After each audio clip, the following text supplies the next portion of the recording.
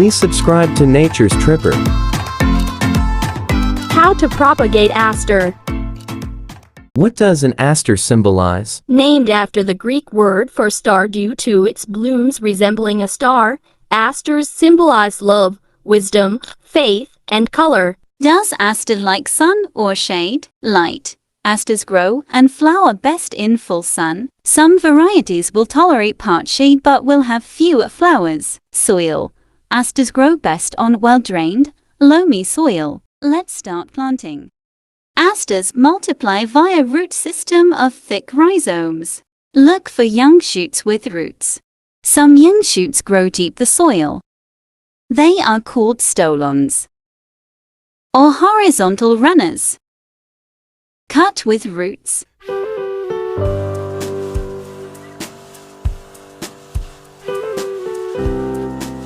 Stem. Cutting without roots can still grow, but cuttings with roots grows faster and grows more successful.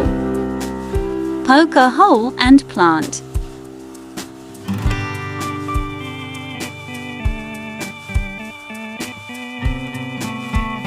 Add some soil to make firm.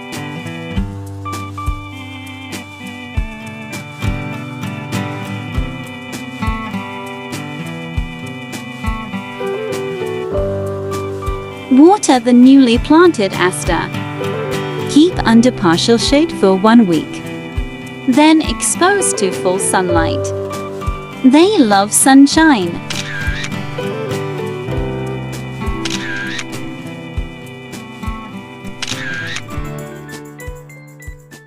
Once established, they require little watering, unless conditions have become unusually dry and the plants show signs of stress. Asters need full sun, which is at least 6 hours of direct sunlight per day. With too much shade, they get leggy and floppy. Asters can be propagated through seeds also. Watch my future videos on how to propagate asters through seeds.